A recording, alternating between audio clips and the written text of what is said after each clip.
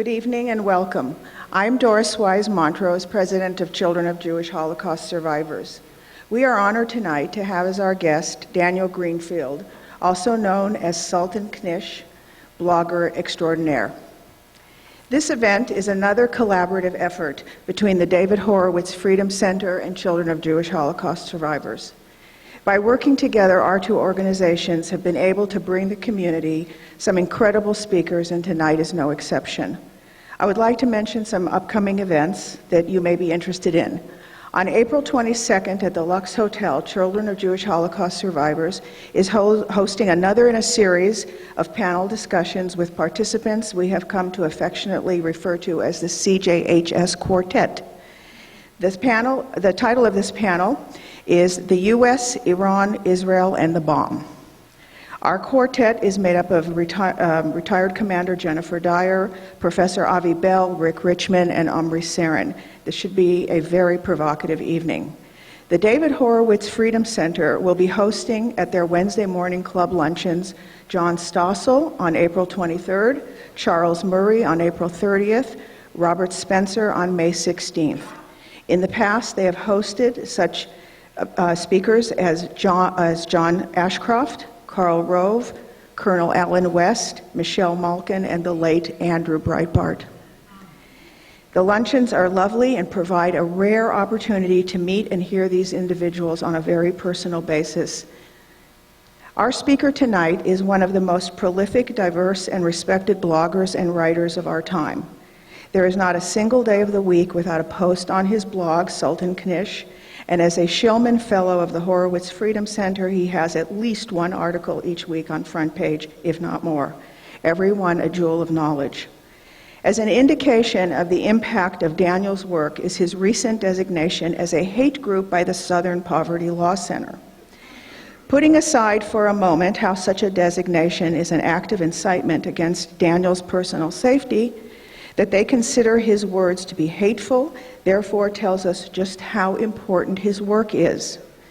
Daniel is this century's Jabotinsky. I urge you to visit the Sultan Knish blog.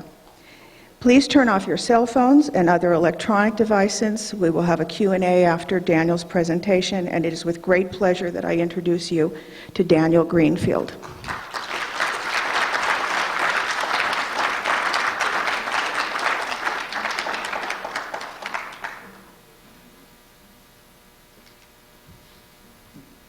Hi. I just want to let you all know that by proximity, you may now be considered a hate group as well.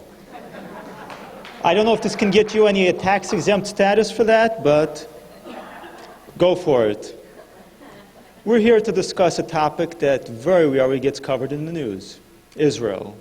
You can go for years, months, weeks, days, seconds, without hearing about how the Jewish state is responsible for all the problems in the world. If it wasn't for the Jewish state, the Syrians would be hugging it out right now. The Libyans would be sharing iced mochachinos together. Egypt would be a haven of peace and freedom for everyone, and women and Christians would be especially respected there. But unfortunately, the Jewish state keeps getting in the way. But we're not here to talk about all those nice people. There are plenty of conferences where very considerate speakers will show up and say that maybe Helen Thomas had a point about the Jews. Maybe they should just go back to Poland and Germany. And some less considerate speakers will show up and say maybe they should have never left Poland and Germany in the first place. But we're not here to discuss the people who don't think that Israel should have a future. We're here to discuss Israel's future. Now, before we begin, let me tell you something about myself. I'm pro-Israel. These days, that's a slightly confusing label, because these days, what exactly is pro-Israel? Is Obama pro-Israel? Is J Street pro-Israel? Is Arafat's ghost pro-Israel? It's a very confusing label now. Recently, a fellow named Peter Beinart, who happens to work for George Soros, came up with a whole new problem, the crisis of liberal Zionism. This week he had an op-ed which suggested that to save Israel, we have to boycott Israel. Now, you might remember the day when the left made fun of the right for the whole, you have to destroy the village to save the village.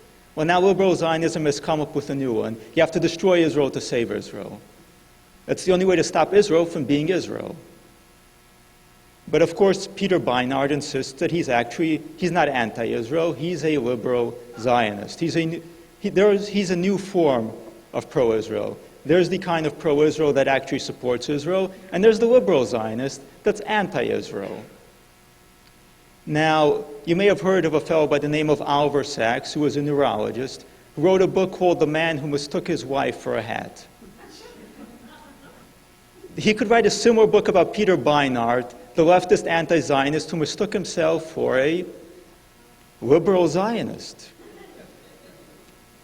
Now, what do you think Peter Beinart claims? He claims that Obama is not anti-Israel. Obama is a liberal Zionist. No, this is true. According to his thesis, Obama was really a liberal Zionist. He was surrounded by liberal Zionists. And when he's against Israel, he's not really against Israel. He's just being a liberal Zionist. Do you know who else is a liberal Zionist? I have it on good authority. The many members of Hamas are actually liberal Zionists. But you never heard it from me.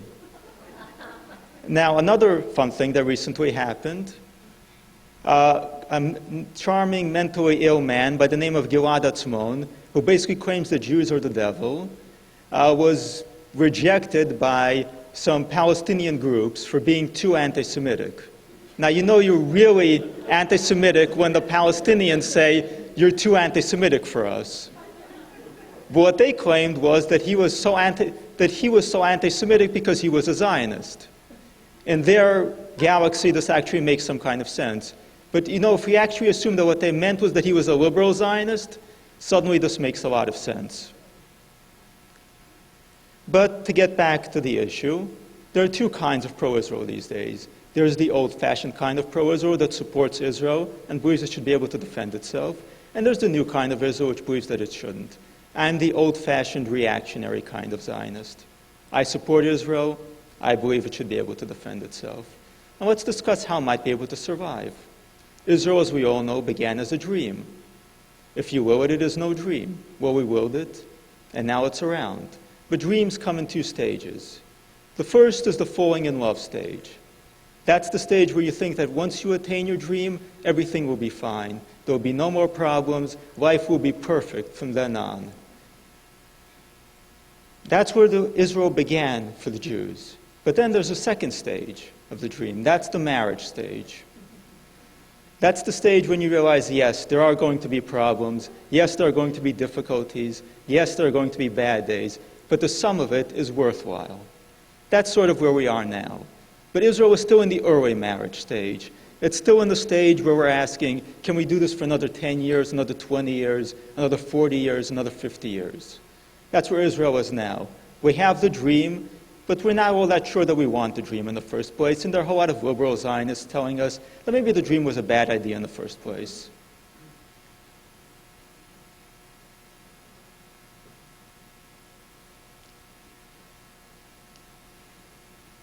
But now that we look out at Israel, at all the fights, at all the threats, at all the dangers, we can look at the newspaper and see 40 different articles, all suggesting that Israel is responsible for everything that's wrong. And the marriage suddenly doesn't look all that good. And upstairs, the neighbors are fighting. The Ethiopians, the Russians, the left and the right, the secular, the Mizrahi, the Haredim, are all throwing broken dishes at each other. And the downstairs neighbors want to kill them. So can they make it in the long run? Can this marriage work out? Because that is what Israel really is. It's a marriage. We brought together Jews from all the different parts of the world, people often who don't have that much in common, except that they're all Jewish. A lot of them fight. A lot of them are angry at each other. Israel's political culture is almost right up there with Taiwan, except that there usually aren't physical brawls in the Knesset, though there have been. But this is the marriage that we made. First, we fell in love with the idea of having an Israel. Then we got married. We put all these people together in one country. Some of them are on the right, some of them are on the left. Some of them have decided now that maybe the whole thing was a big mistake. And now we're seeing, can Israel make it for another 50 years? Are we going to have that 50-year anniversary? Actually, it's a 114-year anniversary. But I don't think they make a precious metal for that. Israel's survival is inevitable. Let's remember that 2,500 years ago, a small group of generally misunderstood people, refugees, came back and tried to build a Jewish nation. We celebrated Hanukkah not too long ago. Hanukkah was part of the twilight struggle of that nation. It was one of the last gasps of that nation to survive. And it was a very triumphant occasion, but what followed Hanukkah? What followed it was war, subjugation, slavery, destruction, betrayal, and eventually thousands of years of exile. Israel was destroyed. The second Commonwealth of Israel fell. Now, the third Commonwealth of Israel might also fall. When the Yom Kippur War seemed to be going very badly, General Moshe Dayan told Golda Meir the Third Temple was burning.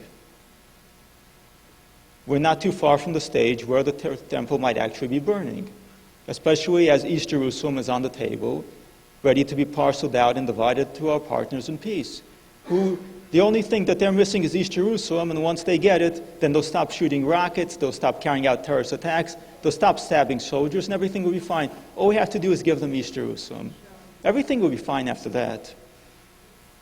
So Israel's survival isn't inevitable. But what we did accomplish is already amazing.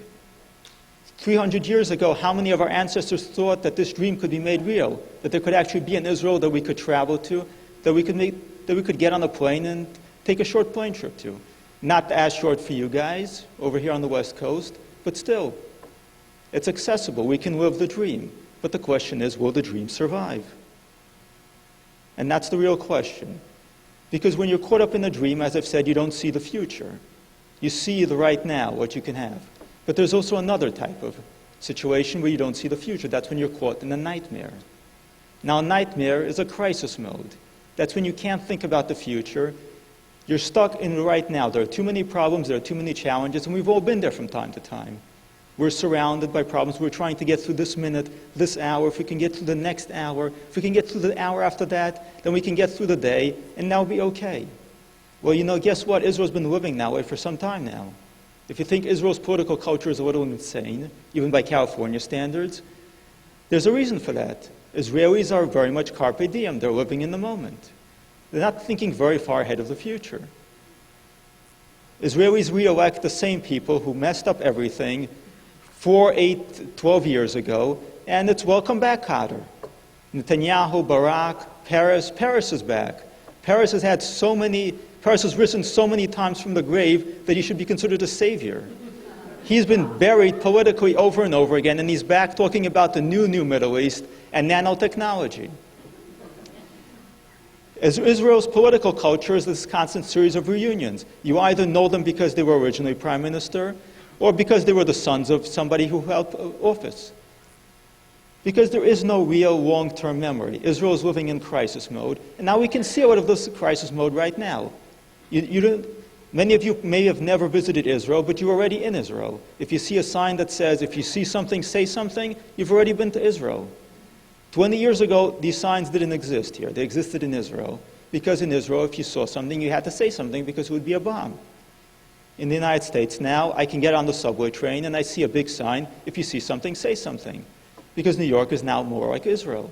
Parts of Europe are also like Israel. Because Israel's situation has been exported. Israel is the canary in the coal mine. The way that Israel is now is the way that we're all going to be living bit by bit. When you go through the TSA to get to, say, Los Angeles, in my case, or in New York in your case, if you have good taste, you're already experiencing some of the Israeli reality. Harried passengers, security guards who don't quite seem to know what's going on, and can't really talk about what's going on. Now, in Israel, they've had to preserve airline security because if airline security in Israel goes, that's it. Israel is completely cut off. It's all going to be cruises from then on in. But in the United States still has a buffer zone. The United States can say, okay, we're not really going to discriminate against Muslims. We're not going to single out Muslims. We're going to single out the nuns and the 3-year-olds in the wheelchair. And this way the Muslims won't be offended, and they will be less likely to commit terrorism against us. So the laxer we are in fighting terrorism, the more Muslims will like us.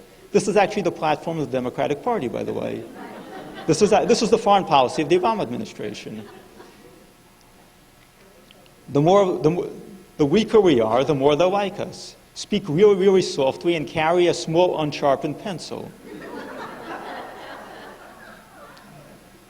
But I think some of us also can relate to this kind of crisis mode on behalf of Israel. When you read news articles after news articles, You see CNN reporting live from the latest Palestinian who was innocently minding his own donkey when suddenly an Israeli helicopter shot out of the sky and blew him and his suicide bomb up for no reason whatsoever. He was just delivering the suicide bomb over to his sick grandmother who needed a suicide bomb to get well.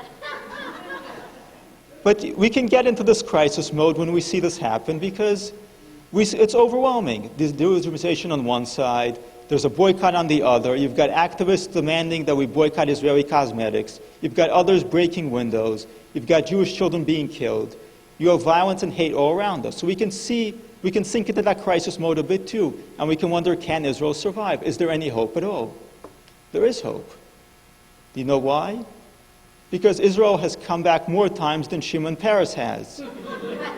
As much damage as Shimon Peres has done, Israel has come back more times and survived more times. We've had 3 commonwealths. We're on our 3rd commonwealth now. Most nations don't get to number 2. The Assyrians don't have a government. They had an empire, no government. The Greek Empire, the Greeks are not doing too well these days. They're kind of bankrupt. This is madness. This is inflationary spending. The rest, the Babylonians, the Shiites and the Sunni Babylonians are busy killing each other. They're not likely to make much of a major comeback these days. Even the Ottoman Empire is deep in debt. And Egypt, they're going to be selling the pyramids soon in exchange for food. But Israel has come back over and over again. Israel is the comeback kid. Israel exists in defiance of history. Longfellow wrote a poem back before the days of Zionism in Israel that said, it looked at all these sad graves and said, it's such a shame. These Jews, they read the book, they read everything backward. And from their point of view, everything's going to come back now, but sadly, it's not the way it is. We read in English, and that which once was shall be no more. The books aren't going to be read the other way. And look, here's Israel, and we're reading everything the other way. Because Israel has made a comeback. Israel is predictably unpredictable. Israel has always been on the brink of destruction. In 1948, it was ridiculously on the brink of destruction. It was on the brink of destruction in 1967. People said, that's it. We're not going to be able to do anything. The Russian ambassador came to the Israeli prime minister and got him out of bed and told him, that's it, there's going to be a war very shortly, and there's nothing you can do about it. And the Israeli prime minister offered to show him around, we have no hostile intentions, we're not going to attack anybody, we don't want to attack anybody. And the Russian ambassador said, I don't care, you're finished. And shortly thereafter, Israel launched one of the most incredible operations in history and took out the Egyptian Air Force on the ground. That very expensive Egyptian Air Force that the Soviet Union spent a huge fortune building up. Now, I've met some veterans, some Soviet veterans, whose job was to train all these Arabs to help to fight Israel. Do you know how much they hated them? They would say, we brought them hundreds and hundreds of millions of rubles worth of equipment, top-of-the-line equipment that we don't have. We gave it to them. We set it up for them. We showed them how to use it. And they blew it all up. They hated them. And you know why? Because Israel kept coming back. The Arabs couldn't do it even with Soviet equipment. They couldn't do it war after war after war. So they switched tactics. They went for the pity vote. They gave up trying to destroy Israel with the frontal attack, and they went straight for, I am so poor, I only have this rock and this suicide bomb and this rocket on my back. What can I possibly do? Israel has to give me East Jerusalem or there'll be no peace at all. But Israel is here, and Israel is back. And while it faces destruction time and time again, it's not going anywhere. At least I hope not. And with people like you, we can keep up the good fight so that it doesn't go anywhere. And as we now go, let's move on to discussing Israel in 2062, the far, far distant future, where Obama is faint and obscure as Rutherford B. Hayes.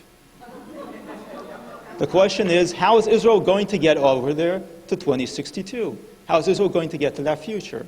Because look, Iran has a nuclear bomb, or it's going to have one shortly. And what is Israel going to do about it? Maybe they're going to launch an operation, maybe not. But 50 years from now, you can't keep destroying the nuclear bombs over and over again. And in the long run, sooner or later, everyone else will have those nuclear weapons as well. For example, Egypt has a nuclear program. That's the fun-loving country that, thanks to the Arab Spring, is now about to be taken over by the Muslim Brotherhood, and they've got a nuclear program. And I've got even better news for you. In January of this year, nuclear material went missing from an Egyptian nuclear power plant. I'm sure it's being put to good use. Now, on top of that, the IAEA, which generally has a firm policy of ignoring any illegal nuclear activity by Muslim countries, has said that Egypt is engaged in illegal enrichment. So forget Iran. Iran is just part one. Part two is Egypt, whose leaders are going to be just as much anti-Israel as Iran's leaders are. And unlike Iran, Egypt's population actually hates Israel. Iran's population doesn't. And of course, then we've got the Saudis. They also want a nuclear program. And they've got their hand on the wheel in Washington. They've got a whole lot of money. And they happen to fund terrorists now and again. But they're good allies in the war on terror. So that's three major countries that are likely to go nuclear. I'm not even counting Turkey here, which is its own department. The bottom line is that 50 years from now, the Middle East will be nuclear. That's a reality. The question is, how is Israel going to survive all that? And the answer is simple enough. Most of you have lived through it. Mutually assured destruction. Israel needs a nuclear deterrent. Sure, this kind of thing where we go to Washington every time and ask the president to do something about Iran's nuclear program, it's not really that great of a strategy, as you can see. Israel can occasionally take out a nuclear program in the case of Iran, and by the way, I feel that they should very much take out Iran's nuclear program. But in the long run, thinking strategically, thinking of the future, thinking 20, 40 years from now, Israel is going to need a nuclear deterrent. Now the question is, how is that nuclear deterrent going to come about? Let's pull back a little and take a look at the two types of nuclear attacks that Israel might face, overt and covert. Now the overt attack is fairly straightforward. Overt attack is Iran launches. They releases a statement with a whole bunch of Allahu Akbars in there, and maybe an Obama Akbar in there also. The missile falls. The West sort of condemns it and says, that wasn't nice at all, and maybe offers to take in the survivors. And then Obama goes to the UN Security Council and asks them for a condemnation, and for a wonder they actually condemn it without any military action. And then Obama imposes more sanctions, and liberal Jewish leaders pat themselves on the back for how pro-Israel Obama is, because he got the UN Security Council to condemn Israel's destruction after the fact. I don't think this is an outcome that any of us really want. But at this point, this is what we're on track for, if we don't do something about it. That's the straightforward overt attack. Now, we can counter this by straightforwardly destroying Iran's nuclear program, which I think Israel will do, probably within the year, at least if the talk from Jerusalem is any indication. But in the long run, Israel is going to need a nuclear deterrent, which means it's going to have to be able to say, yes, we do have nuclear weapons. It's the worst kept secret in the world. We have a whole lot of nuclear weapons. And you know what's going to happen if you attack us? We're going to erase every city that you happen to have and have any attachment to off the map. Now, is this a workable strategy? First, let's look at why an Iranian nuclear bomb is so dangerous to Israel. Now, it took the Soviet Union quite a while to work its way up to the point where it could destroy the United States. First, you had nuclear bombs that were dropped by planes. Then you had intercontinental ballistic missiles. You had an arms race. And it was building up slowly by slowly until there was enough nuclear weaponry there to actually destroy the United States. Now, Iran is going to have a day one capability for destroying Israel. There are two reasons for that. One, Israel is really, really small. Israel is smaller than all but 3 American states, Connecticut, Delaware, and Rhode Island. It also has a better economy than all 3, especially Rhode Island. But Israel is small and it's dense. It has a very dense population. Jews tend to live clumped up, and in Israel they live really, really clumped up. Israel has the 37th highest population density in the world. That is a lot. You want to know how much that is? Japan has the 32nd highest population density in the world. And Japan has cubicle hotels and apartments so small you can hardly turn in. Now, if you eliminate islands, principalities, and city-states off the list, then Israel has the 10th highest population density in the world. If you think that's claustrophobic, wait. Tel Aviv is one of the 50 most overpopulated cities in the world. And the Tel Aviv metropolitan area holds about half of Israel's population. How big is the Tel Aviv metropolitan area? About the size of Los Angeles. Now imagine the Cold War if half the population of the United States lived in Los Angeles. I know driving on the freeways it might seem like that sometimes, but that would be instant nuclear blackmail. And to make matters just that little more worse, most of Tel Aviv is Jewish. So it's a perfect target. If Iran detonates a bomb anywhere, it will be in Tel Aviv, and it will likely mean the end of Israel. But it hasn't happened yet, and I don't think it will happen.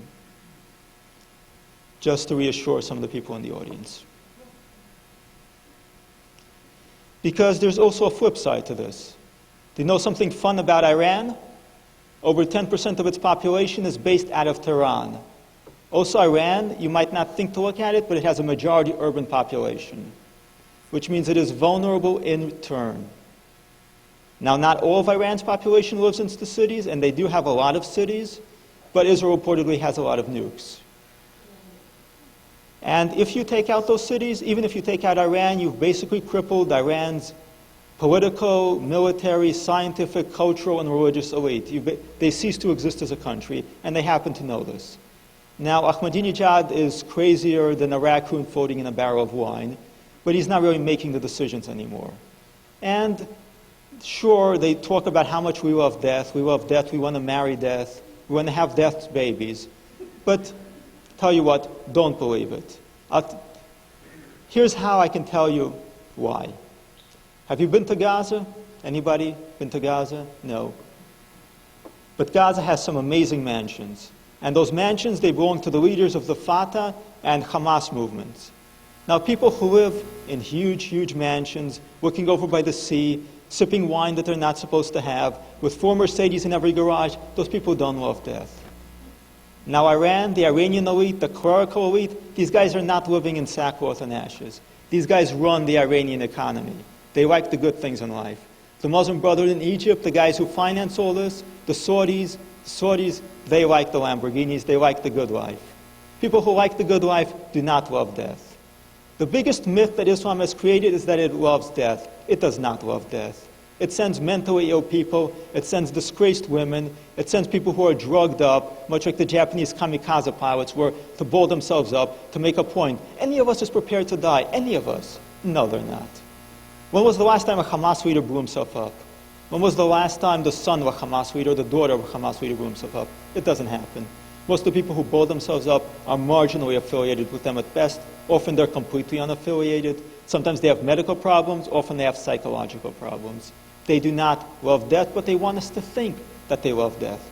Osama bin Laden was laughing at the guys who flew planes into the World Trade Center. He thought they were suckers. And they were suckers. Osama bin Laden was not flying planes into the World Trade Center. He wasn't eager to be a martyr. He had a whole bunch of, he had his own 72 virgins who were apparently all fighting with each other all the time.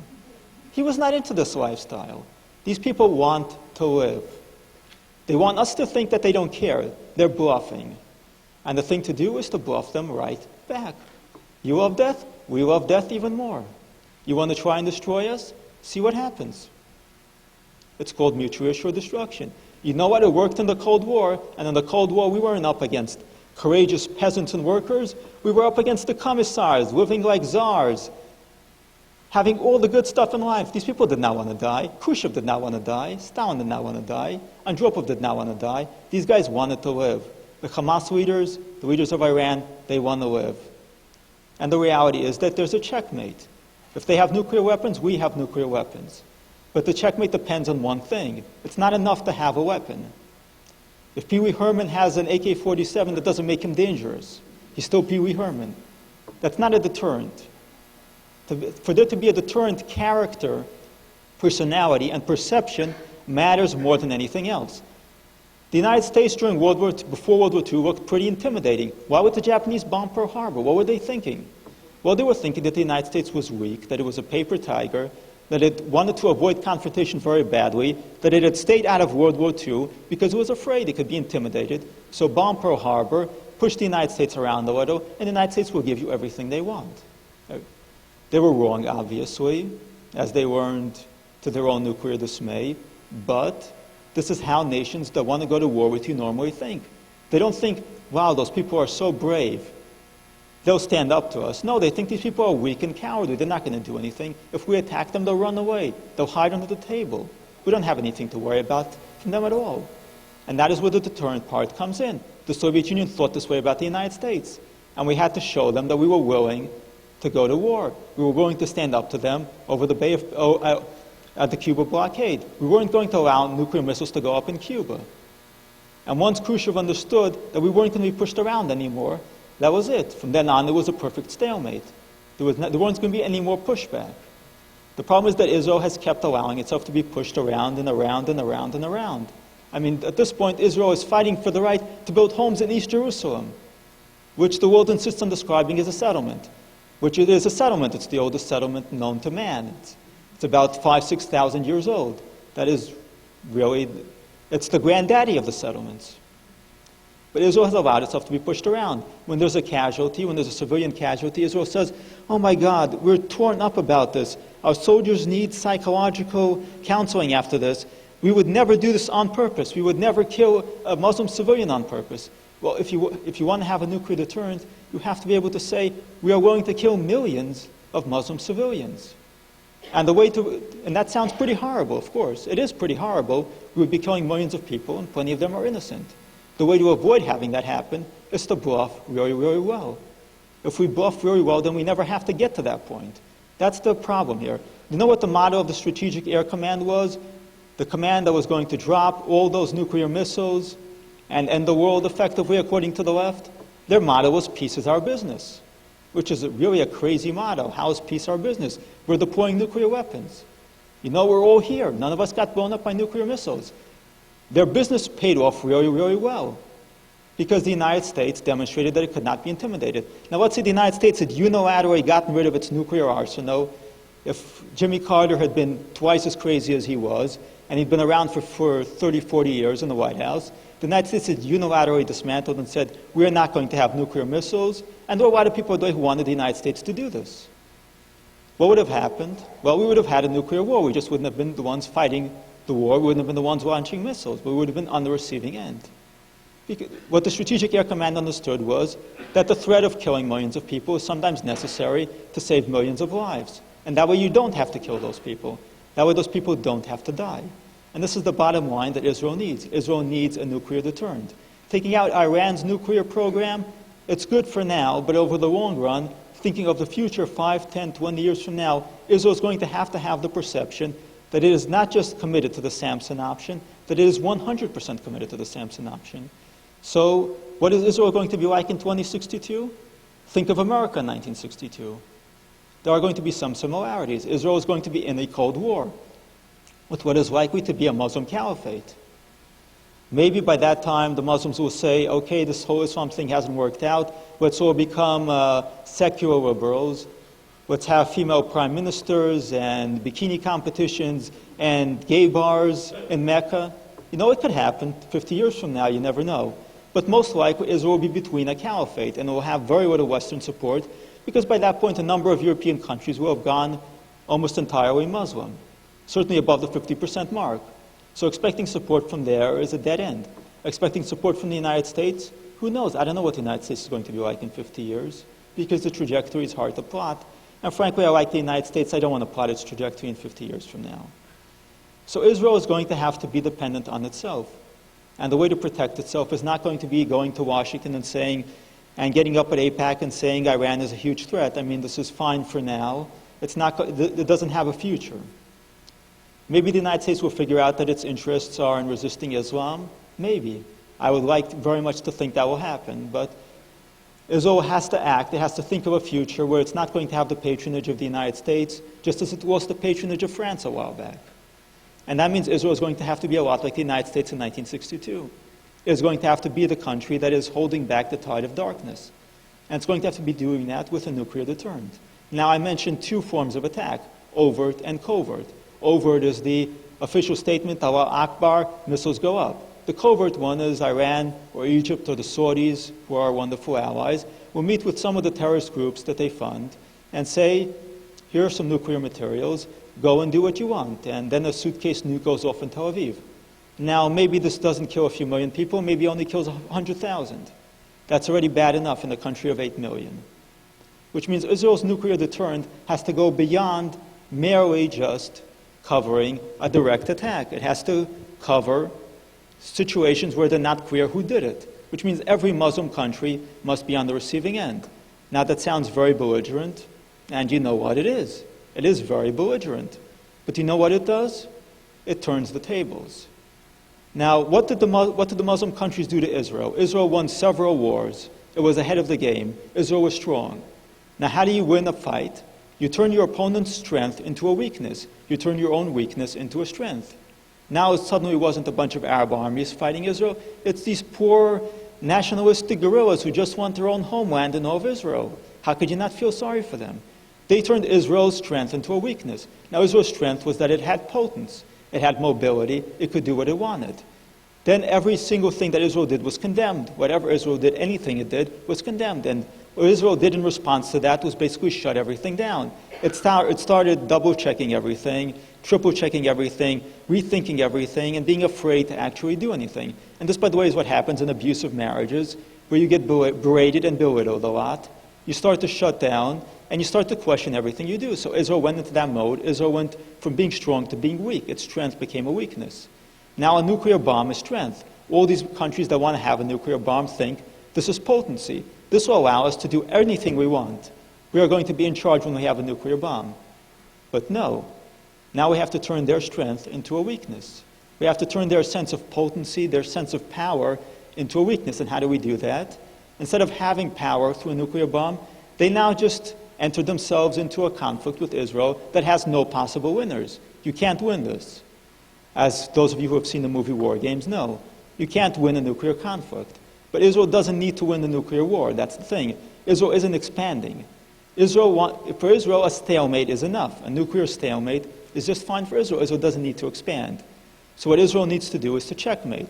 What they think is going to be a form of strength becomes a form of weakness because it limits their action. Now, when we extend that nuclear deterrence to terrorists, suddenly every Muslim country is responsible for every Muslim terrorist group around.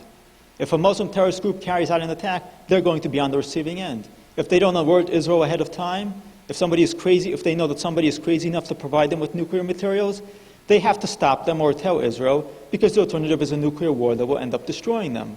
It shifts the responsibility for Israel's security.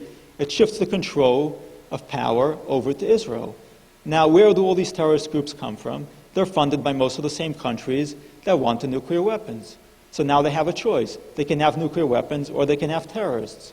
But they're not going to have both for very long. Now, even if they say, if the Egyptians and the Iranian leaders say, okay, it's not worth it, we're not going to nuke the Zionist entity, we're not going to give nuclear weapons to terrorists, it's still not reliable enough because the pipeline is broken. You see in the Khan network in Pakistan or the nuclear material that went missing in Egypt, it only takes people in the pipeline, influential, corruptible people, to pass along nuclear materials. Which means that the second part of this is that Israel has to deal with its terrorist problem. The two greatest threats to Israel's survival in the long term are terrorism and nuclear proliferation, and the two come together. As I've explained, a direct nuclear attack is probably unlikely, but a covert one by a terrorist group is extremely likely, especially as long as the other side thinks that Israel is probably not going to strike back if there's any doubt. Now, the only proper way for Israel to control its own borders is to root out the terrorist groups. Israel cannot continue with the status quo indefinitely, which brings us to the second part of the story, Palestine in 2062. Now, as we all know, the nation of Palestine has a long, ancient, and proud history. It began with Palestinus Rex, the suicide-bombing dinosaur. Then it continued to Homo Palestinus, who invented the suicide bomb filled with rocks. It didn't work very well, and he went extinct. But actually, the so-called state of Palestine is around 40, 50 years old, even less than that. But Newt Gingrich is wrong, absolutely wrong, when he calls them an invented people. That's not true. They're not an invented people. The Smurfs are an invented people. The Palestinians are a manufactured people, which is slightly different. They're manufactured to do one thing. They're weaponized. They're a weaponized culture. Now, some of you have seen the Kanye 2012 video. It's the same idea, except on a much larger scale. Except the Kani guy is an amateur. Arafat was a professional. When Israel negotiated with Arafat, peace now, we're going to have good times now. We're going to give Arafat control of a whole lot of people, their kids, and their educational system. So what we got was the Holy Lord's Resistance Army. Arafat took control of the educational system and used it to breed suicide bombers and terrorists, which was obviously completely inevitable. But the Palestinians were a manufactured people. They were weaponized to destroy Israel. After the other Arab nations couldn't actually win the war, they turned to militia groups. Now, the Middle East is full of militias. It's full of militias that don't claim to be a nation. Some militias do claim to be a nation. The Kurds actually have some claim on this. But there are a lot of militias in the Middle East, and if you give them money, they will kill people for you. How is Israel assassinating Iranian nuclear scientists? They found a friendly militia that likes money and weapons. They gave them money and weapons, and they're assassinating Iranian nuclear scientists. Anybody can do this, and anybody's been doing this for a while. Now, pretty much everybody has some of these militias on their payroll. The United States has one of these militias on their payroll. You may have heard of this militia. It's called the Palestinian Authority. It collects billions and billions of taxpayer dollars. There's an entire UN agency dedicated just to funding this militia. It's become a really big militia these days. There are millions and millions of refugees, and there are always more and more refugees cropping up. At some point, the entire Middle East would just consist entirely of Palestinian refugees who just want to go home, except for the Saudis who are happy where they are until they go bankrupt. If they do go bankrupt, if they run out of money, then they'll also become Palestinian refugees. Now, actually, the original Saudi refugee, forget Palestinian refugee, there's a major Saudi refugee problem in Jordan, which is the original Palestine. Now, their king is a Saudi refugee, the Hashemite kingdom, and he migrated on down from what is now Saudi Arabia, and now there's a king of Jordan. There's a whole dynasty of them, actually, even though they're really not from around here. But then the same goes for the Palestinians. The Hussein clan, I'm not talking about the guy in the White House, beginning with the Mufti of Jerusalem and ending with Arafat, they were a regional family that decided to move over and take over Jerusalem back in the day. And back in the day is a few hundred years ago, not that long ago. You've got all these powerful families struggling for power throughout the Middle East. And some of those families decided that there was an advantage in calling themselves Palestinians, even though it's a regional name. And they weaponized their own people into one of the biggest militias around. Now, Israel's mistake was to take all this seriously and to negotiate with them, to assume that if you can give them their own state, then you can set their own borders, and everything will be fine. Of course, it's not fine, because there is no real Palestinian nationality. We keep talking about the two-state solution. It's now the three-state solution, counting Hamas, Fatah, and Israel. Of course, counting Jordan, it's the fourth-state solution. If Al-Qaeda manages to create its Islamic Emirate, which it wants to do, it will be a five-state solution. But let's look at the concept of a two-state solution. What problem is a two-state solution solving? Is it solving the problem of Palestine? No, its solution is Palestine. It's solving the one-state problem, and the one-state problem is Israel. Now, you know, they're not the first to come up with the idea of a Jewish problem. A Jewish problem has been a common concern for a whole lot of people, some of them German-speaking. Still German-speaking some of these days, if you've heard the latest statements from the German opposition leader. Israel is an apartheid state, and we know all about apartheid states. Now, once you create the perception that there is a problem, that there is a Jewish problem, then it has to be solved. The Nazis didn't invent the idea of a Jewish problem. They just piggybacked on it. They said, okay, we have this idea of there's a Jewish problem. Here's how we propose to solve it. Now, with Israel, the problem is that if there's an ongoing problem, if there's a perception that there's an ongoing bleeding sore, then there are going to be a whole lot of people who want to solve this problem. And Israel's mistake was to let them try solving the problem. Now that they've been trying to solve this problem for around 20 years or so, the problem has gotten much, much worse. But the two-state solution is that we have to continue the two-state solution. Now, I mentioned the crisis of liberal Zionism before. The crisis of liberal Zionism is directly linked to the two-state solution. Because if you have a two-state solution, whose side are you on? You're on the side of two states, Israel and Palestine. So you're on the side of the people shooting at Jews. You're also on the side of the Jews. That's why going to a baseball game and cheering for the Mets and the Cardinals. I hope they both win. They both can't win. The two-state solution is schizophrenic. And that is the problem with the whole idea that there's a liberal solution. J Street calls itself pro-peace. Okay, that's fine. I like pro-peace, pro-sunshine, pro-goodness, pro-happiness. Those are all good things. But who's supposed to provide these things? Who's supposed to provide the peace? The Palestinians are not supposed to provide the peace. Israel is supposed to provide the peace. And how is Israel supposed to provide the peace? It's supposed to continue this whole fun, endless two-state solution. Now, the two-state solution has completely failed for 20 years. Why has it failed? Let's say, okay, Arafat is a bad man, no denying that, but couldn't it succeed at least to some extent? Didn't he want his own country? Why did the two-state solution keep failing? Why is it still failing? Why isn't there anybody in the Palestinian Authority who says, let's be reasonable here, okay, we hate the Jews, we're always going to hate the Jews, but this is our opportunity to have our own country, so we'll make a deal, we'll get some money from the West, we'll get the land, we'll begin building up a country, we've got a flag, we've got an anthem written for us by a Greek anti-Semite whose family believed the Jews drank blood, but more about that later.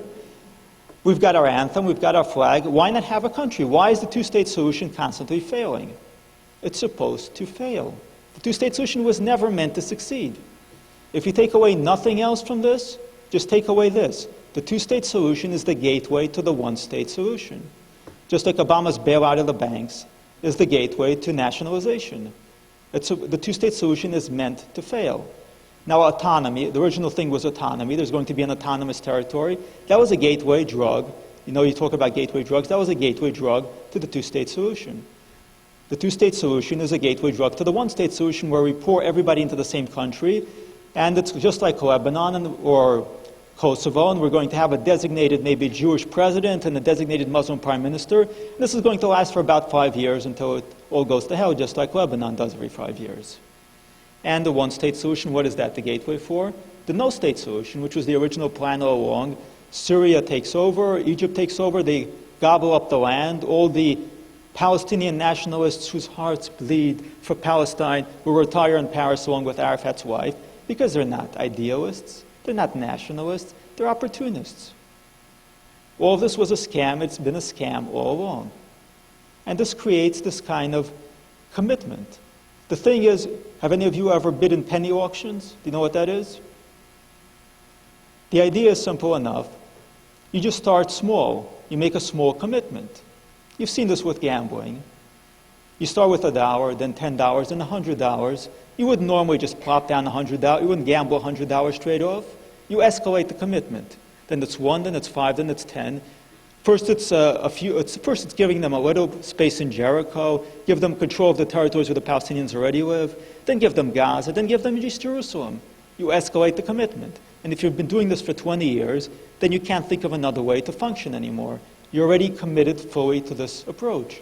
And it's hard at this point to turn around and say, we were wrong, we were completely wrong, and now we have to jettison all this. Because the commitment has been creeping. It's like the lobster being slowly cooked. Israel has been very, very slowly cooked until now. East Jerusalem is on the table. And what happens after East Jerusalem? Remember, the two-state solution is the gateway to the one-state solution. The one-state solution is not just the 1967 borders. By the way, there's no magic number here. The 1967 borders, the 1948 borders, there is no magic number that is going to solve all this. There's no point in time where you can go back. Well, actually, there is a point in time. But going back to 1967 is not going to fix anything. Going back to 1948, the big Nakba, it's not going to fix it either. 1917 and the Balfour Declaration, still no. 1897 and the first Zionist Congress in Basel, also no. You want a date where we can actually go back to that will fix everything? 627. You know what happened in 627? Muhammad's first major massacre of the Jewish population. That is where they really want to go back to, the caliphate. Now they'll do it piece by piece. 1967, 1948, 1939, 1917, 1897, and there we go. It's 627, it's the caliphate all over again. And Jews are dhimmis, those who have actually survived. To actually deal with the situation, Israel is actually going to have to break with everything it's done, which means that in 2062 there will be no Palestine if there is also an Israel.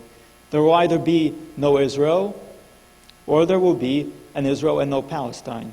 Because Palestine is just a weaponization. It's weaponization of a people. It's the weaponization of an identity.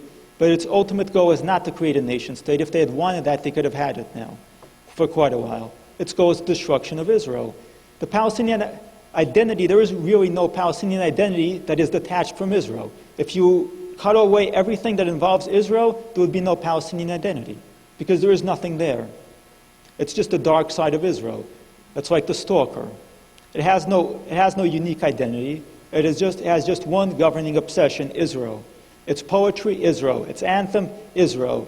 Its whole reason for wanting a nation, Israel. There is nothing there to them without Israel. And Israel has to get rid of the shadow.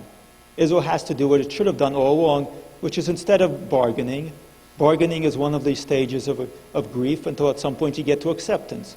We're a little too close to acceptance already. Instead of bargaining, turn back the clock. Go back to denial. Denial is much healthier, especially if you ship them off over closer to the Nile, which is a much better place for them to be. Israel cannot secure its borders until it actually roots out the terrorist groups. Now, this is actually completely, entirely doable. Israel used to do this all the time. Then we had the peace process, and we decided, no, this sort of thing can't be done at all. It's going to be too upsetting. It's better to just build walls and retreat behind complicated systems that are going to solve everything. You hear about how effective Iron Dome is. Well, Iron Dome is effective. Israel is great at technology. But do you know the problem? You can't solve human problems with technology. Not the kind of problems where there are two sides playing on both sides. For example, crime. Can you solve crime with technology? I mean, you can solve individual criminal cases, but can you solve the social problem of crime itself? No, you can't. I mean, how many of you have alarm systems in your cars and your homes? Does it stop? Does it stop break-ins? I mean, it stops some of them, but it doesn't eliminate them because human beings find ingenious ways around technological solutions. Building a technological wall doesn't prevent the other side from finding ways around it, like shooting rockets over it. You can create checkpoints, they can find ways around checkpoints. You can put up walls, they can shoot over the walls. There's always a counter for everything, and that's the real problem. And at some point, if they keep escalating, if better and better weapons fall into their hands, then things are going to get very ugly. Now, what would they do with weapons of mass destruction? We're shortly coming up on Pesach, Passover. Let's go back to Pesach 2004, where some fund members of the Al-Aqsa militia, which is funded by your tax dollars, by the way, through the Palestinian Authority, they decided they had a great plan. They were going to get hold of some HIV-positive blood and use it in a bomb. They didn't actually succeed in doing it, but imagine these people with nuclear materials. And again, this sort of thing is coming because why were these people, I said that the Palestinians are manufactured people. What were they manufactured to do? They were manufactured to destroy Israel. They're a weapon. Their only purpose is to serve as a weapon for neighboring Arab countries, and not so neighboring ones for that matter. So those countries will pass along increasingly sophisticated weapons to them down the pipeline. When those countries get rockets, the Palestinians get a more primitive version of the rocket. When they get nuclear weapons, sooner or later the Palestinians get a suitcase nuke, because that's what they're built to do. They were created for this purpose. Now, for Jews, a lot of this is hard to grasp, because we're idealists. And that's true in Israel, no matter how hard-headed the Israelis sometimes seem, we're idealists. We try to see the world the way it should be. That's why we create all these wonderful utopian movements dedicated to making the world a better place. We have all these amazing geniuses and thinkers who can't see the world for what it is. Because in a way, we're immature. We're both old and we're young. And for Israel to really break free of all this, we are going to have to grow up. We're going to have to come face to face with reality. So what will Israel be like in 2062? The topic of this talk? Is it going to have flying cars, space elevators? Will dinner come in a pill form so you can just swallow it and that's that? Everything made of chrome, space elevators? Maybe some of those things will be real, I don't know, but that's not really the point because the technology isn't the point.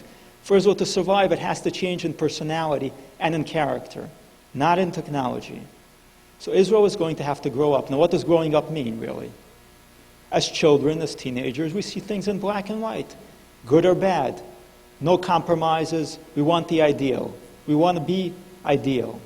And of course, that's been used very effectively against Israel. It's been used very effectively against the United States.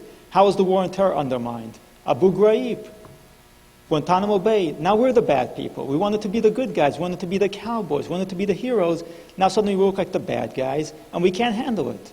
The Israelis can't handle it that well either in many cases. They don't like feeling like the bad guys. They want it to be the pioneers, the tolerant people, the Democrats in the Middle East, the one nation where everybody has freedom, where everyone has equal rights. Israelis want to be that. They don't like this kind of thing where we have to have checkpoints, we have to search Muslims, we have to put them in jail, we have to, and then we get on the news, we get the news there's a father holding his wounded child. We don't want this. Nobody wants this. But growing up means doing things that you don't want to do. It means accepting that reality is not ideal, that your life maybe is not going to be the perfect thing that it's going to be. You thought that maybe you would become a cowboy, a fireman, or run a candy store? No, you're going to be a CPA. You're going to work from 9 to 5. You're going to work for somebody that you don't like very much. You're going to do things you don't like very much. And you know what? It's worth it because that's life. Life is beautiful. Life is beautiful because it's imperfect, because it has darkness and light to it. And that's something that Israel has to accept. It's something that the West has to accept. Israel is coming to a confrontation with the core crisis. Now, this is the same core crisis that the United States and Europe have to come to terms with. In the 20th century, we had the wonderful progressive ideal that we're all going to be a much, much better place. We're going to be progressive. We're going to be pacifists. Every year, every day, we're going to get better and better. We're going to become better people. We're moving away from a world of violence, a world of hate, a world of hostility. Forget the flying cars. Everybody is going to be brothers. All men will be brothers. Doesn't sound great? When there's a dispute, everybody goes to the UN. The wise and enlightened people at the UN, who just praised Gaddafi's human rights record, are going to judge and say, you know, can't you guys just live together and be happy? And, you know, all the nations are going to go, you know what, we didn't think of this. We should be nicer to each other. Why aren't we nicer to each other? But this world is not coming. This world is done for. It's over. For a lot of Americans, the wake-up call came on September 11th. We're not going to have this very nice world. This FDR and Harry Truman, Eisenhower world, it's not happening. The world that we're going to have is not a very nice place, because the world has never been a very nice place. Because you know what? The world is full of not very nice people. And we're going to have to live with that. And you know what? It can be good to live with that, because it reminds us of what we are. Goodness isn't just in being pacifists. It's not in turning the other cheek. It's in saying, I want to protect my family. These are the things I love. The skyscraper, this garden, this civilization, this literature, all these things, I love these things. And why do I love these things? Because they're endangered. We love things that are endangered. Mortality brings beauty to it. It's life that is beautiful. Life as in living things. When something is in danger of destruction, that's what makes it beautiful. If we were to build up this wonderful progressive edifice, these imaginary Greek columns stretching up to the sky, this wonderful world where nothing ever changes, where everybody has food, where everybody is happy, where no one is ever unhappy, this really horrible, depressing place that seems good in somebody's fantasy, if we had this place, it would be absolutely horrible. But the world that we have is the good world. This is the world where we strive for something. There's evil in this world, and that's a good thing, because evil is what brings good forth. In a world where there's no evil, there would very quickly be no good. There would just be lazy, bored, and apathetic people, which is to some extent what we have in the West now. Because we've pushed evil to the side. We've pushed the idea of evil to the side. You don't fight evil anymore. No, you psychoanalyze it. You sit down with a therapy couch with it. And there's no real evil there. They're just people who are misunderstood. They're extremists. But they're not evil. But evil brings out the good in us. For Israel to have a future, a glorious future, it has to have a confrontation with evil. And the intensity that you sometimes see in Israel, those of you who have visited Israel, that intensity comes exactly from that quality. Israelis are on the front line with evil. Israel is facing the core crisis of the West. That core crisis is the awareness that violence is a necessary part of the modern state. That we're not going to that wonderful progressive kingdom in the sky. We are right here, right now, and we need to protect ourselves. And that's just what we need to protect ourselves. We should be protecting ourselves, and we should be happy and proud to be protecting ourselves. Because this is what we were meant to do. This is what we were meant to be. Now, Israel has come to this crisis earlier, because Israel doesn't have the comforts and the buffer zones. The United States has a fantastic buffer zone. It has 2 oceans. It has a huge population. Even September 11th hasn't hurt it all that much, because the United States is still fairly comfortable. Europe is doing pretty badly, but it still has a good buffer zone. Israel has no buffer zone. It is small, it is densely populated, it is always on the brink. The knife is always at the throat. So Israel has had to come to this crisis sooner. Now what have the implications of that really been? Well, here's a fun implication of that. Israel hardly has a functional left anymore.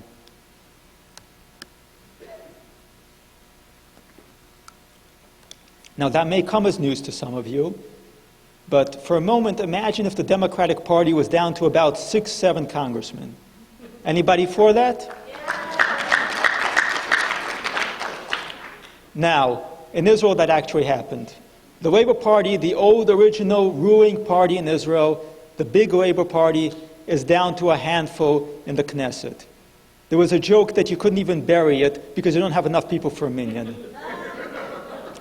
Why did Israel's Labour Party self-destruct so badly? Well, let's go back to the peace process. The peace process was the Labour Party's big bid. The Labour Party had no more cards to play. Socialism didn't work as well as privatization. Their last bid was, war is over if you want it. Bring out the doves of peace. You know what? War isn't over. The Labour Party imploded economically, it imploded on the financials, and it imploded on foreign policy. Those are also the 2 areas where Obama has imploded. So if anybody wants an optimistic reason to look to the future in the United States, the same thing happened in Israel. The left imploded on the economy, they imploded on foreign policy. They blew both very badly, and there's no reason for anybody to vote for them. Why would you vote for the Labour Party except because you've been voting for the Labour Party for generations? Which is a reason that many Jews vote Democratic, but not so much in Israel, because in Israel, the Jews who do vote for the Labour Party are a smaller group, and a lot of them are moving to France, from which country they'll probably be moving to the United States shortly, where there will be our problem. Omer's 2 sons have already moved. Omer is heading up the J Street conference now. His sons have both moved out of the country, but not before putting up a whole big thing where they refuse to serve in the territories because it's immoral. Then they went to serve in Paris, where it's completely immoral to serve. But Israel's left has imploded very badly, and Israel is coming to the conclusion that even at some point you have to reverse a bad policy. This was Netanyahu's recent speech to the Knesset. The Knesset is really a fun place where everybody yells at each other for a few hours and nothing gets done. But Netanyahu said to the people yelling at him in the Knesset, you know what? I didn't do this. We didn't do this. Even Iran didn't do this. You did. When you withdrew from Gaza, Iran came in. Every time we withdraw, Iran goes in. We're not fighting Hamas in Gaza. We're fighting Iran in Gaza. Every time we withdraw, this is what happens. Now that's a growing awareness that a bad policy that has gone on for 20 years can be reversed. Now America's bad policy in the war on terror hasn't gone on for 20 years. It's gone on for a little more than 10 years now. So if Israel Jews are described in the Torah as stiff-necked. Now if Jews can start slowly turning around the bad policy after 20 years, there is a lot of hope for the United States.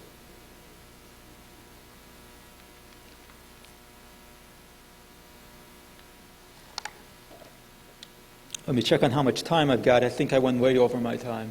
No, I'm not. I'm good? Okay, I'm good. So now on to the next part. We've covered Iran. We've covered Palestine. Now let's move on to the good stuff. Actually, we had some of the good stuff now with politics. But let's move on to the second piece of good news. Israel's birth rate. Now, Catholic countries in Europe, believe it or not, places like France, Ireland, and Italy, have a birth rate that's below replacement. This is closely linked to the fact that Europe is now heavily secular. Israel, however, is actually fairly religious, which would be surprising to many Republicans who think that all Jews are secular atheists. But Israel is actually fairly religious. And Israel has a high birth rate. Demographically, Israel is actually in a very good position because Israel has a future. A country with a positive birth rate has a future. A country with a negative birth rate has no future. Even Japan, which doesn't have an immigration threat, but does have a negative birth rate, is in big trouble because you can't build a country on robots at some point, not unless the robots take over. Israel has the highest birth rate of the West. This is very good news. Now, a lot of this is obviously due to religious communities. So lately you've been hearing about social problems in Israel. There are social problems in Israel, big time. As I said at the start, Israel is a marriage. In some cases, it hasn't been always a good marriage. You have members of the ultra-Orthodox who think that Israel is the devil.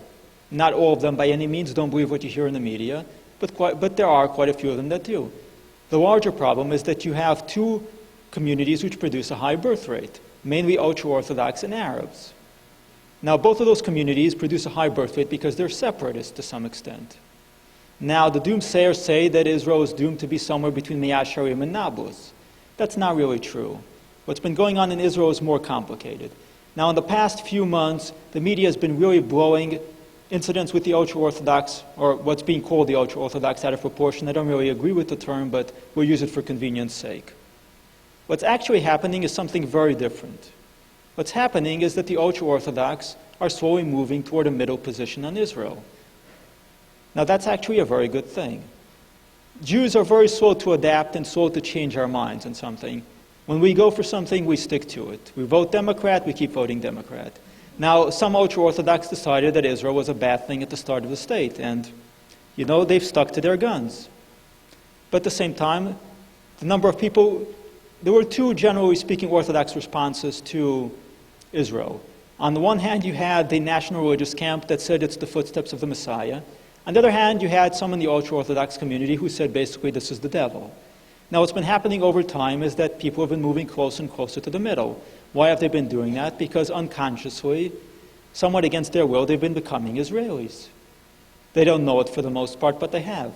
Now, the generation of the ultra-Orthodox leadership that predated the state, and believe it or not, there are quite a few of them, is now dying off.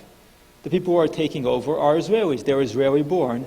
And the conflicts that are happening now, all these fights, they're negotiation conflicts.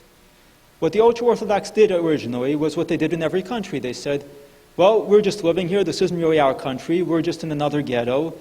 And we just have to make the best of it. Now, there's a reason for this because Jews have gotten used to living this way. It's not our country. It's just another ghetto. We have to make our best. We have to do our best with it.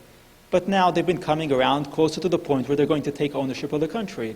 I don't mean they're going to take over the country, but they're going to take ownership of their part in the country. For a country to work, everybody has to take ownership that they have a part in this country. Now, the ultra-Orthodox are slowly moving to that position. One of the reasons that they're doing that is that their current way of life is economically, financially, and in every other sense is just completely unsustainable. But at the same time, there are a lot of tensions associated with that. How are those tensions going to be resolved?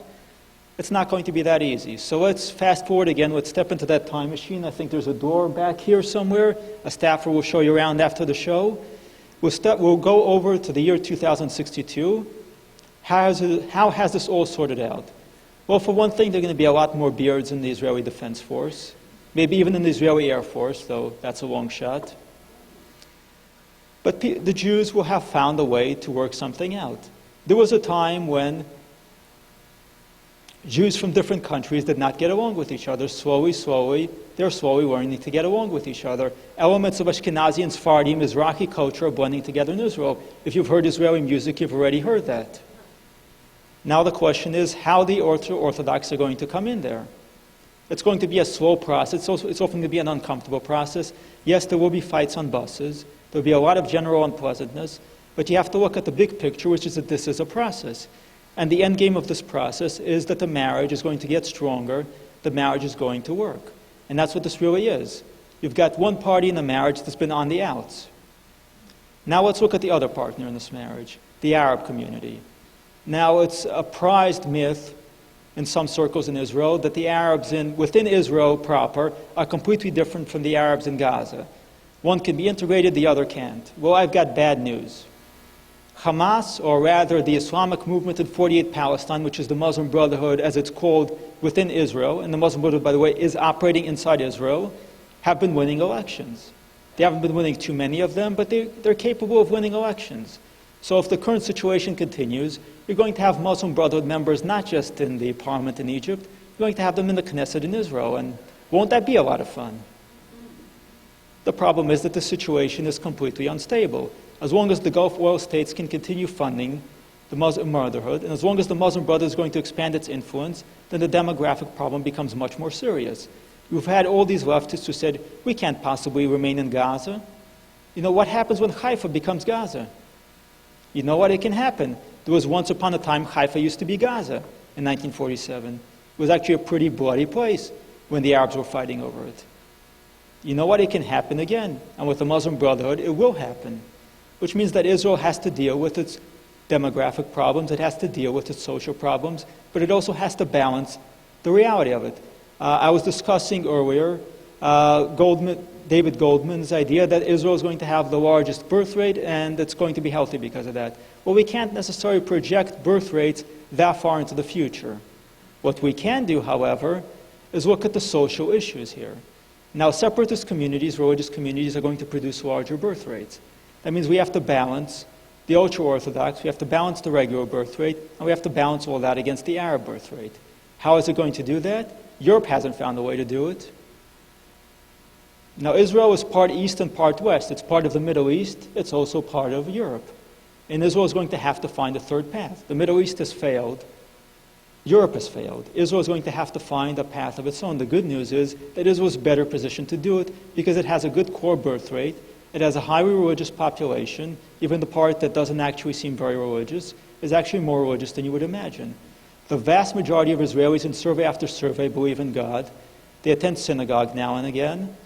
And they think that there is a final destiny, which is rather important if you're running a country, because if you're running a country and you don't think there's a final destiny, then why bother? Look at secular Europe. There's no point. We'll just move on and on and on. We'll bring in as many immigrants as we can. We'll vote ourselves as many pay raises as we can. We'll work 4 days a week. We won't have children. And, 100 years later, we'll be the new Istanbul. Now, here's one final point, independence. Now, it's not possible to predict exactly where Europe is going to go, where America is going to go.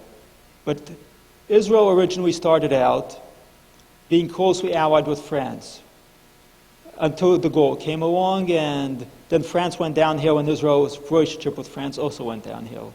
These days, Obama could very well be our de Gaulle, which is to say he could sever the relationship between the United States and Israel, but the relationship is already dysfunctional. The relationship between the United States and Israel is very much dysfunctional. Why is it dysfunctional? Because the United States feels that Israel is a burden, and Israel feels that the United States is a burden. The United States feels that Israel's bad image is hurting it in the Muslim world, and Israel is constantly being pushed into bad situations to make the United States relate better to the Muslim world. Now, for example, take the Yom Kippur War. Israel could have struck first, as it did in the Six-Day War. Instead, it waited, and it almost got destroyed. And then the United States bailed it out with an arms shipment. Now, this is a common pattern in these events. The American policy forces Israel into a bad position, and the United States sort of bails it out and complains, why are you making me bail you out again? This came to a head in the peace process, where the United States pushed Israel into a really bad situation, and now Israel has to go to the United States and ask it, don't vote for Palestine at the UN, and the United States says, okay, fine, I'll do it, but I'm really not remotely happy about this. Now Iran is the point where this is reaching critical mass, because the United States is very explicitly saying, you know what, if nuclear war happens, it happens, but you know what, you're interrupting our policy, and we can't have this. Now there was a time when Israel would have just done this. When Saddam Hussein was developing nuclear weapons, Israel just went and did it. The United States complained, everybody condemned Israel, but the bottom line, Israel went and did it on its own. Now Israel is slowly, with Iran, Israel is slowly figuring it out that there is no other way. Ein Bera. Israel is going to have to break with the United States. It's going to have to break with the psychological dependence on the United States and go on its own. Now the question is, in 2062, is Israel going to be an independent state? I mentioned the Second Commonwealth before. For the most part, during the Second Commonwealth, Israel was not independent. Even mostly under Maccabee rule, it was not really independent. It was answering to Julius Caesar or Caesar Anthony, who were not particularly nice to the Jews, by the way, just in case you read any old Shakespeare plays. The real story, they were not very nice. But then came Rome, Greece, before that Persia, Babylon. It was really independent. Even during the end of the First Temple, Israel was heavily dependent on Egypt, which is quite a change from these days. Now in the Third Commonwealth, Israel has become dangerously psychologically dependent on the United States, and it's going to have to become independent. The Israel of 2062 will be independent, because if it's not independent, then it's just going to be a protectorate, and nobody really has a use for a troublesome protectorate. I discussed the Jewish problem. There are a lot of people dedicated to solving the Jewish problem in various ways. A two-state solution is the Western approach to solving the Jewish problem and taking care of it once and for all so that there's no more problem with the Muslims in the Middle East. If Israel doesn't maintain independence, it doesn't maintain its self-interest, and there are always going to be people who are going to be out there solving Israel's problems. Now, there's one final thing I want to close on. I've kept you all here probably a bit too long. No? Okay, good. Well, I'll talk for another hour then. Fine? Good. The whole message here has been about the future. What is the future going to be like? Now, obviously, when you're in a crisis mode, when you're fighting a constant war, then you're not thinking about the future. Part of why I wanted us to talk about Israel 50 years from now is that I wanted us to look at the future, at what is going to happen. Because we will have to think about what we're really fighting for. We're not fighting for a year from now or 2 years from now. That's what desperate people do. Jews in the Warsaw Ghetto were fighting to survive a day from now or a week from now. If Israel functions that way, as it is to some degree functioning that way, it's lost. It has to think about the future. It has to think about we're fighting for our grandchildren. We're fighting for our great-grandchildren. We are fighting for the future. Now the peacemakers, the diplomats say, whether Israel or not has a future depends on its deal with the Palestinians. No deal with the Palestinians, no future. So they're saying that the future of Israel is dependent on the goodwill of the terrorists. That is a lie. Because the terrorists have already decided that Israel should have no future. It's up to us to decide whether or not Israel will have a future. It's up to all of us. That's what I want you to take away from this. It's in your hands whether Israel has a future. Not in the Palestinian Authority, not in the hands of the United States and the fun guy in Washington, D.C., who really is very pro-Israel in the liberal Zionist way. It's not in the hands of Catherine Ashton, the Red Baroness of the European Union, who, while talking about dead Jewish children, managed to bring up Gaza. It's not in any of their hands. It's in our hands. If you will it is no dream. That's still true right now.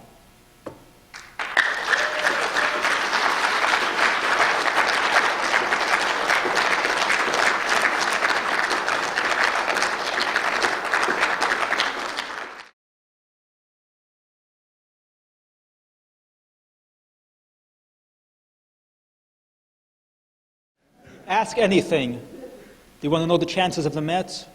Very, very poor. Now, the question that I have is, in the Bible, it says that Israel is a kingdom, and right now it's a democracy. Do you see Israel over the next, going to 2062, moving more in the direction of autocratic rule? Well, funny you should ask that. If you've actually been around the We Could conventions, the usual way of anointing a candidate is to sing Ari or Bibi Melech Israel. And one of the popular songs is David Melech Israel, Chai Chai V'Kayam. But no, I don't see it moving toward a kingdom. I think that's a little less likely. But Israel has always been in some measure autocratic because it's a small country and there's a small number of people running things. I enjoyed your presentation. I've got a question about oil and gas. This is a little off the subject. How is that going to affect Israel in the future if they can actually bring in these gas fields? It will certainly help. I don't know that it's going to be the one-stop solution that some people say it is, but anything, first of all, that gives Israel some independence, some economic leverage are very good, and energy independence is important for Israel, by the way. Thank you. Since you don't see two-state solution between Israel and the Palestinian, the only way we can stay one-state Israel is by giving back the Palestinian to the Jordanian government. Do you see that happen, and how? Well, if we go that route, if Jordan collapses, then Israel might just announce, okay, if Jordan is in a state of civil war similar to what's going on in Syria now, then I suppose Israel could say, this is your responsibility now. But that's not really going to work properly, because if you look at Gaza, Israel withdrew from Gaza. It said, we have no more part in this, we don't want to know you. Just stay away from us, stay as far away from us as possible. And whenever there's a child crying in Gaza right away, Israel is to blame, Israel is to blame, Israel is to blame. So just because you announce that you have nothing to do with it, the world is still going to hold you accountable, and there's still going to be violence coming from in there. So what do we really gain by withdrawing instead of rather taking control of the territory? I have two questions for you. One is, well, if I'm not sure what you do then with Israel remaining strong if the world, which seems not to like Jews and is all too prone to not like Israel. Ahmadinejad once said that there was once a country called South Africa. So what I'm saying is, if the world continues to press this apartheid gambit, the world shut down South Africa. What's to keep the world from shutting down Israel in the same way? That's my first question. My second question is, if Israel, it almost seems like you think it would be a good thing for Israel to attack Iran. I am inclined to agree with you. But we hear that, you've got Hezbollah on one side, you've got Hamas on the other side. What do you think of Israel's ability to withstand a counterattack in that regard? Well, first let me take your first question, and if I forget your second question, you remind me again. First of all, South Africa did not, first of all, the world did not shut down South Africa. South Africa shut down South Africa. Second of all, the whole problem with the peace process is that it creates this whole thing that you're mentioning. But before that, Israel wasn't being boycotted, it wasn't being constantly demonized nearly to the same degree. The peace process put a giant target in Israel's back. Israel wasn't being delegitimized because it's not going to the negotiating table, because it's not participating in the peace process. It's being delegitimized because it is participating in the peace process. The whole thing has created a running, bleeding sore all over Israel, and it attracts flies, reporters, and diplomats, and people who want to solve the problem. Take the problem off the table, and suddenly there's nothing to work with. What are you going to work with? Israeli military rule? We had that in the 80s. What are you going to do about it? You can't tell Israel to go back to the negotiating table if Israel has permanently left the negotiating table, dismantled the entire infrastructure, and thrown it out the window. If there's nothing more, then what are you pressuring Israel to do? Nothing. And as to your second question, now you're going to probably have to remind me.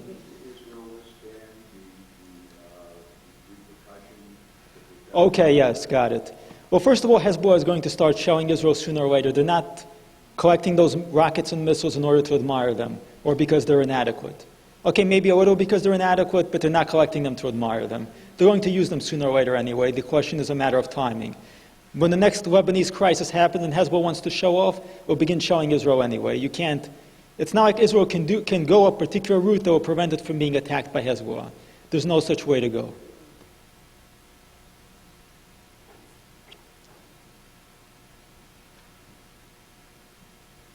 What do you think of the possibility that if Obama's elected a second term and there's a unilateral declaration of a Palestinian state at the United Nations, and during that time the United States supports it, and then all the Judea and Samaria now belongs to Palestine? What do you think of the possibility of that happening in which I don't want to happen, his second term? Chas v'shalom. But the reality is it's not going to really change all that much. First of all, the Palestinians never really wanted a declaration of statehood. They wanted to intimidate Israel. They didn't really push for it all that. If Obama had really wanted to support a Palestinian declaration of statehood, he would have, and the same 76% would have voted for him anyway. The whole point of the two-state solution is that it's not actually supposed to solve anything. But let's assume that does happen. What really changes? Right now, the United States acts as if the Palestinians already have the full right to East Jerusalem and all those territories. So does the United Nations. What this changes is suddenly Palestine is a state, and oh no, if they're firing rockets, then Israel can declare war. And they're not really that comfortable with that situation because it changes the territory. Right now, they can keep insisting that there's an open-ended process that will go on forever. If there's a Palestinian statehood, then what is there to negotiate now? You've got a state, we've got a state. Gay goes into hate. The same thing that's happening to them now, unless Israel withdraws. If Israel stays there, then nothing changes. The United Nations, the United States already acts as if these are illegitimate settlements that don't belong there. So now they're going to be illegitimate settlements. Now they're held to be illegitimate settlements in Palestine. If they declare statehood, they're going to be held to be illegitimate settlements on Palestine. Nothing really changes. Well, for the United Nations to do that, they have to have authorization from the United States, which means Obama basically has to go and say this is something we want to do, which would definitely be a very dark hour. But I think even Obama doesn't have that much of a political death wish, and If Libya wasn't stopped in Congress, even though it should have been, I imagine this probably would be stopped in Congress. But the much greater danger is that you're going to have somebody like Livni come to power and say, yes, we'll accept United Nations peacekeeping forces to keep the peace, and that we'll accept the internationalization of Jerusalem, and that really will mean the end of everything. I'd like to get your opinion on what do you think, either now or possibly in the future, if rather than the idea which exists now of dividing up Israel, even if it won't happen, but that's what the discussion is always about, to divide it for Israel and for the Arabs. What if promoting the idea that Jordan is the Arab-Palestinian state already? I think it's an argument that we should make as often as possible. I managed to get a prop in there now, earlier at some point during my remarks. It's a point that we should make over and over again. Jordan is Palestine, just as we should keep saying that they are an invented people. How much traction this is going to have is another story, but it's a case that we should make because it demonstrates the fictitiousness of this entire Palestinian nationality, or we're poor refugees and we don't have a state of our own.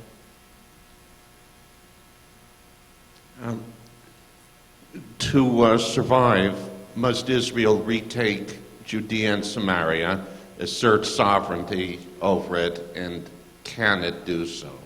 I don't know if it necessarily has to do it to survive, but it definitely has to do it if it wants to stabilize the security situation, if it doesn't want to constantly be stuck in this constant tirade of violence, if it doesn't want all these nice young boys and girls from Finland and Norway and Berkeley coming down there and throwing stones and writing graffiti on the wall.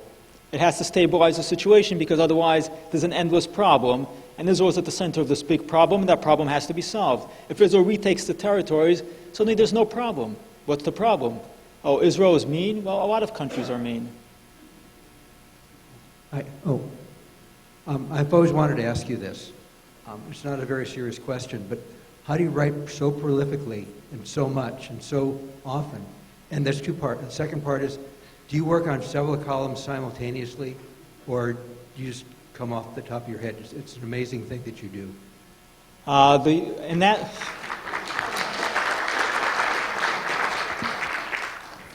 My answer to the first question is the same as Popeye's, cans and cans of spinach. Semi-seriously, and I'd like to apply this to everybody who wants to do this, write. Write a lot, write a designated amount of words a day, write 1,000 words a day, write 2,000 words a day, and you'll be able to do what I do. As to the second part of your question, I'm really not that good with the first and second parts because I end up forgetting the second part.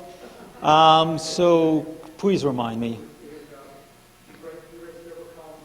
No, I can't do that.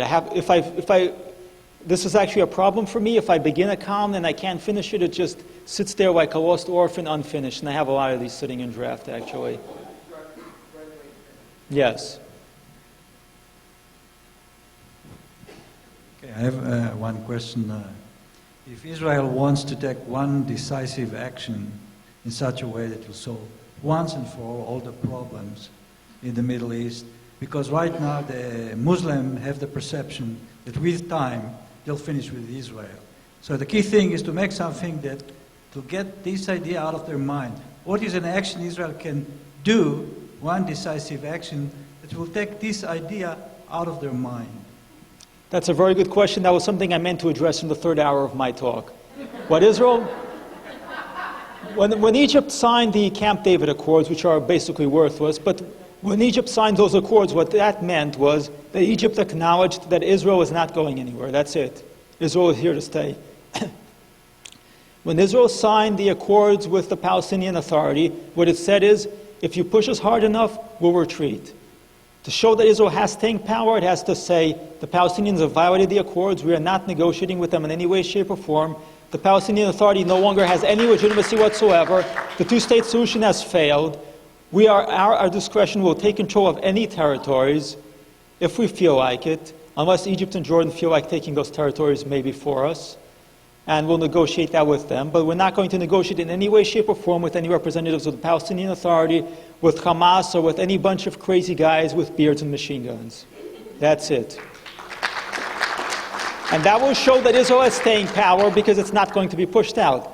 The thing is that there were some Arabs, some Arab families and clans who made a deal with Israel early on. They said, the Jews are coming, they're here to stay, let's work this out with them. There were others who said, let's fight them. If we push them hard enough, they're just a bunch of dirty Yahuds, sons of apes and pigs, and if we push them hard enough, they'll run away.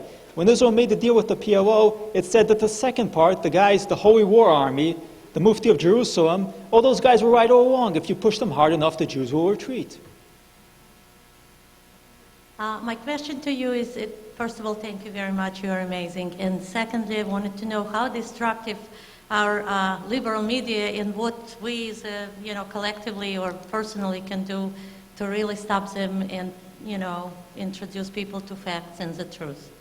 Well, the media is destructive in two ways. One, it's because it's sensational, not necessarily liberal, but sensational, so it looks for problems. If you give it a constant open bleeding sore of a problem, then it's going to fasten on it and drink as much blood as it can. It does this for political reasons, but it also does this for apolitical reasons because the media is very, very creepy.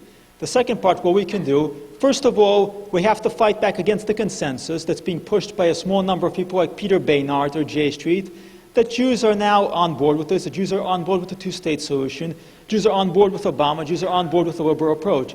We have to prevent this manufactured consensus from taking hold. We have to speak out against it, resist it, and denounce it at every single opportunity and say to these people, you do not speak for us, you do not speak for the Jewish community, you're a bunch of Uncle Toms or the Jewish version Uncle Howards, and you don't represent us in any way. There's a Yiddish expression, but I don't want to say it for polite reasons, but I think some of you can think of it. Daniel, if tomorrow or the next day, a group of amorphous Palestinian, Muslim, whatevers leave a dirty bomb in Tel Aviv, wipes out thousands, the city becomes unlivable. The country survives, it exists, the government's intact. What does Israel do? How does Israel combat that? What should it do or what will it do? They're not the same thing, unfortunately. What will it do, unfortunately, is probably go to Washington and ask it to follow a resolution of the UN Security Council. What I would hope they would do is that they would actually say enough is enough. Israel has hit that point sometime. After the Passover massacre, when at the Park Hotel in Netanya, Sharon said, okay, we're done here. That's it. The tanks are going into the Mukata. We're done. We're not going to take this anymore. And for a while, it actually stuck. After a dirty bomb, after severe damage in Tel Aviv, first of all, Tel Aviv has a very insular political culture. If this hit actually very close to home in a very large way, it might completely break the support of the left for the constant peace process. And that would basically endgame. Israel goes back to the way things were in the 70s. Two-part question. Oh, no. You can answer in any order you like. The first has to do with my perception of the IDF.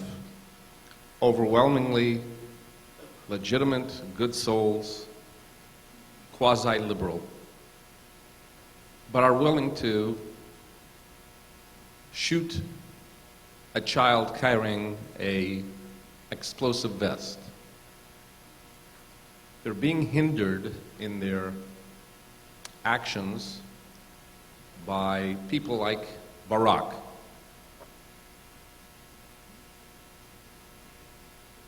What can Israelis do about that? Part one. Second, in the United States, as well as elsewhere, there are speakers, excellent speakers like you, that are in forums, in universities, for example, that are heavily boycotted, not only by the Jews, but those that hate the Jews, including the Muslims. What to do about that? Well, as to your first question, which hopefully I still remember, because I'm really not that good with two-part questions. Okay, what was your first question again? No, okay, seriously, what can we do about boycotts of pro-Israel speakers on campus? Well, first of all, we can come out and show our support for them. But a large part of that what is getting into campus politics, and campus politics is about campus organizations. That means organizing Jewish students on campus.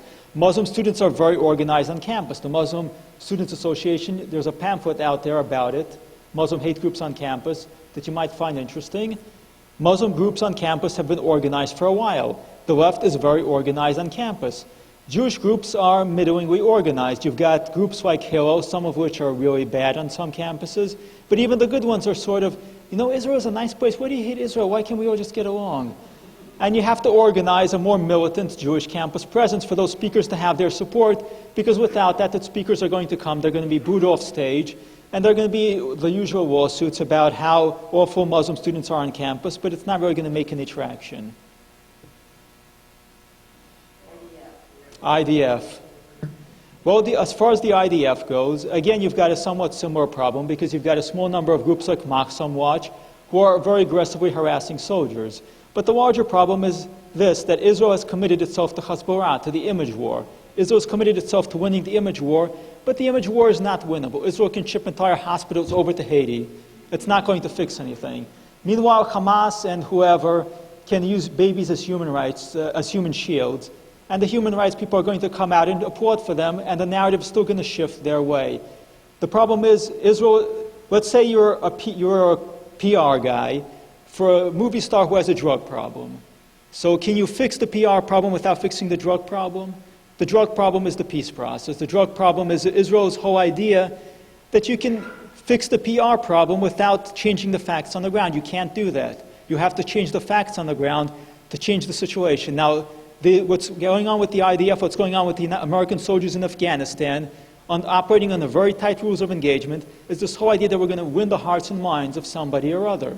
You're not going to win anybody's hearts and minds. You can either win the war, or you can lose the hearts and minds, and lose the war.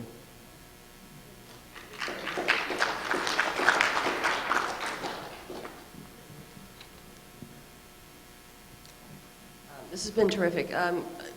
I was just wondering if it seems to me that since the Christians and Americans and most people are still very pro-Israel, that if Israel just boil it down to its the most basic contentions that it possibly can and requirements that it possibly can, if they're going to do any negotiating with anybody, number one is that the animating or motivating publication or whatever that the other side is using has in its very pages that the Jews are apes and pigs or dhimmis or whatever, and that so there cannot be any kind of mutual respect between the parties, number one. And number two, that they will not accept Israel's most basic right to exist. And after that, with those two things, there's nothing else to say. And so why do we even have any, if Israel just kept saying that they can't negotiate with anybody who feels that way, those two ways, then I would think everybody, certainly most people in America and even the Western world, has to agree with that. No? The problem is that they're not really saying it. What they're saying is we don't want to negotiate. We want, with people who think like this, we want them to say that Israel has a right to exist, and this is a dead end because you've already agreed to negotiate with them. We're just discussing the price at this point, like the old joke says. Back when Bush Sr. tried to bully Israel to the negotiating table, Israel said no, and there was a whole big blow-up, but it was clearly understood that Israel was not at the table. Israel was not coming to the table with the PLO, so it's a non-starter. Then Israel actually did the thing. It shook hands with Arafat, and now we're just discussing the price. Okay, so we want the Palestinian Authority to pass a resolution recognizing Israel. They'll fake a resolution. They'll say we can't do that. And the United States will say, okay, do you really want this so badly? It's not that important. Why don't we focus on peace? And all this gets lost in the middle. To actually break the cycle, you have to say firmly and clearly, no more negotiations, no more anything, we're done, this is over. Until you say that, then we're all just going to be sitting down at a table to discuss how we can possibly discuss the thing we're discussing, and the substantial points get lost because you don't want to interrupt the peace negotiations, do you, with some minor thing like Israel's right to exist? Thank you for your questions. Thank you, Mr. Greenfield.